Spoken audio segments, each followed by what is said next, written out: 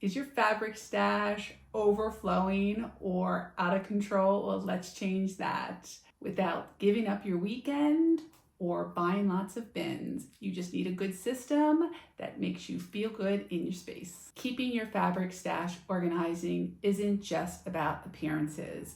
It's about making your sewing process smoother and more intentional. When everything is folded, labeled, and stored away in a way that works for you, it's so much easier to start projects, know what you already have, and avoid duplicates. There's no digging through bins and wondering, do I have enough fabric for this project?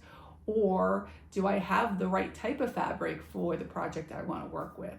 It's all going to be so easy to see everything you have. And I'm a fan of a much leaner stash. I do not keep a lot of fabric around, and that allows me to avoid everything getting dusty or fading in the sun, or just forgetting about this amazing fabric that I bought years ago and no longer remember. So let's start with folding. I like all my fabric to be folded in the same way. It's definitely not perfect, but I just like visually that I have it sitting so I have, the folded edges on the side and they're all folded in that way. So when I get the fabric home, I immediately put it into the wash before I ever get anything on my shelf. So I know that everything that's on my shelf is already pre-washed. So what I'll do is I take the fabric, you can see here, and I fold it in half lengthways so it gets to this width. And then I fold it in these about a foot widths. So I go down and I fold it in a foot widths, and then I just give it a half fold like this. Now, this is very neat, and some of the fabric is a little wider than others because I really don't take too much care. I try to be about a foot in width, but it's not always perfect. So you'll see here, I'll show a picture of what my stash looks like, and some is a little wider than others. One downside of doing it like this is I do tend to get then folds here, and you can sometimes get creases along here. So, sometimes I will have to iron the fabric if I get a really big crease in these places. Certain fabric creases more than others. And so that can be a downside for folding like this.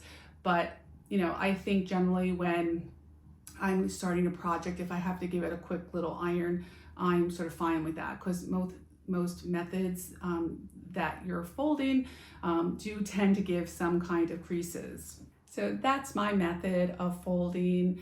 I do that because it's fast and I don't need any other tools. But there are a few other ways that people fold. Some people will use a cardboard or perhaps a book, something that would be an equal width, and then they fold around that. You can keep the cardboard piece in, and it gives a little bit of durability.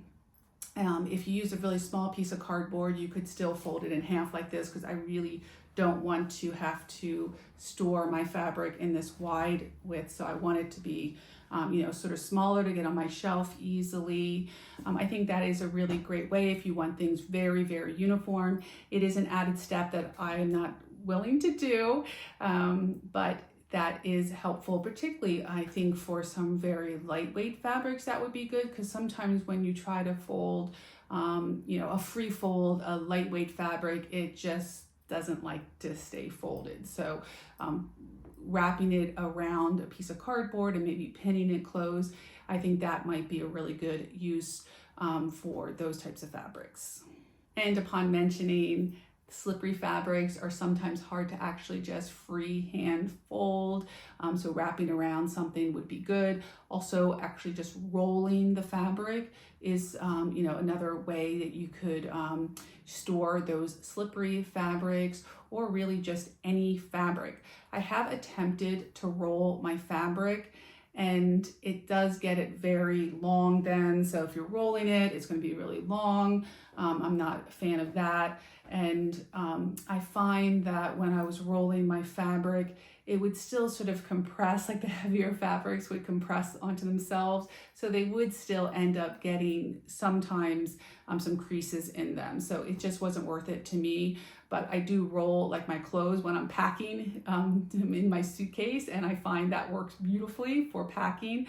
But for my, just general fabric, which has a lot, like usually I buy 3 yards, I'm just not a fan of that. But I do think there's a lot of really great applications for that. And if you don't have any shelving, but you have a closet, you can also attach your fabric through clips to a hanger. And there's a lot of pros for that one. You get no creases that way, which is fabulous. It does then, you do not need to have any shelf space, but you do need to have a closet space. But the downside to that, if you have very heavy fabric, it could pull and stretch the fabric if you're hanging it for too long. So that could be a downside of doing it that way. So I think the key is just to pick a method that is repeatable for you. If it's important that everything looks very uniform, so visually it's pleasing to you, then use a template. If speed is of the essence, then perhaps use just the folding method that I use. If you really are against creasing at all, perhaps try the folding method or the hanging method. So after I fold my fabric, I always add a label to it. So you can see mine is very basic. I just take a little scrap of paper and I add onto it where I purchased the fabric. So this one I got at Metro Textiles. The type of fabric, this is a Ponte, and how many yards it is. And then if I do take, I started with 3 yards and perhaps I take 1 yard out of it, then I could just easily cross that out and put 2 yards. So I always know how much fabric I have. So I keep mine very, very simple. Just attach it with a pin. You could also use washi tape, which I actually might start doing because I have so much washi tape in beautiful colors, and I think I might start using that instead of this method. I think that would be really fun. Or you could just use a safety pin with a tag. There's just anything that just gets it on there that it won't fall off. And I just keep it so even though I don't like to keep my stash that long, lately I've been a little busy and I haven't sewn anything for a while, so my stash is staying around a little longer than I would really like to. I would really love to start making another project soon. But so if it has been sitting here for a few months, I can always remember where I purchased it. But this is not the only place, because so this is so simple, but I keep all the details though in my fabric swatch book. So I have, let's see if I can find this one. So you can see I have this one here, and I created these fabric swatch book template, and I have the link in the description below that you can download this template as well. And in the template, I'll put the name of the fabric, which is Ponte, and the content. I don't know what the content of this is because I get this at Metro Textiles, which is a little tiny hole in the wall shop, which is one of my favorites in New York City, and nothing is labeled for content. So it's a big guess there, but typically I do know the content, and then I would write it there. I put the color and what the width of it is, how much I paid. That's one of the great things about this little shop. I only paid $9 a yard for this fabric, and it's excellent. It's the best Ponte that I've seen anywhere is what they sell. There's the name of the company I purchased it from, and then care instructions. So I don't have a lot of detail on my actual fabric, but I know that I can always come here and get more details if I needed to, which typically I don't, but particularly if I want to reorder something, that's why I love having the fabric swatch book. And then it comes time just storing my fabric. So I keep mine on these open shelves. I really like to see what fabric I have. Definite downsides to my method is that it is facing a window and it's not covered, so it can get dusty. I have not had a problem yet with any of my fabrics fading or getting dirty from dust because I typically don't keep it that long. But if you do keep your fabric for a very long time, I would not recommend my method. I think putting it in some kind of bin would be preferable if you do keep your fabric for a very long time. But I personally like to have it very close at hand. Sometimes if I want to start a new project and I'm not sure exactly what I'm going to start, I just love being able to look at all my fabric and think, what do I want to work on now? So it's just really nice to see it visually. But if you have a huge stash, you probably don't have the ability to see everything at a glance.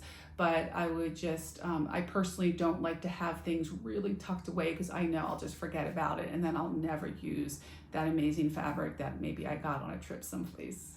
I do have a big bin of fabric that I really don't use. It's specialty fabric. It's just some things that I bought years ago for certain projects, but I really do dig into it occasionally. So I just keep that in a different closet. I know it's there, it's just one bin. I think under the bed storage would be great as well. If you have a lot of fabric that you have a small space and you're not really sure what to do with it. And also hanging in a closet is another way. Perhaps you have more closet space and then you can hang your fabric that way. If you, or perhaps you're sewing in the middle of your living room or something and you don't want to have your fabric displayed like I do here in my sewing room. As I mentioned, I like to keep a very lean stash. I like to use what I buy. I do not like a lot of clutter. I do not like to have a lot of things around the house that I'm trying to find places for. I want to make sure there's a home for everything. So I have this shelving unit and I only buy enough fabric that will fit within that unit. So maybe you're considered destashing. Are you holding on to fabrics for just in case? I would rather have 5 fabrics that I love rather than 50 fabrics that are just really draining my energy. So if you are contemplating possibly getting rid of some of your fabrics, you can ask these 3 questions. Would you buy it again today? Do you still love the color and the feel of the fabric? And do you realistically have a plan for this fabric in the next fill in the blank, 6 weeks, 6 months, 1 year? If the answer is no, it's time to say goodbye. Sell it, donate it, swap it. I am so much happier when something that I'm not using goes to a new home and it really gets enjoyed by that new person. For me, less clutter equals clarity. So here's the real benefit of organizing my fabric. I plan my projects around what I already own. I don't go out and buy stuff and realize I already had almost the exact same thing in my stash. And it makes choosing my next project way less overwhelming because I have a starting place from the things that I already own. And flipping through my swatch book really helps to keep me on task for the next project. I can see all the fabrics that I have. And if you want to learn how I created my fabric swatch book, check out this video here. And if you've enjoyed this video, please like and subscribe.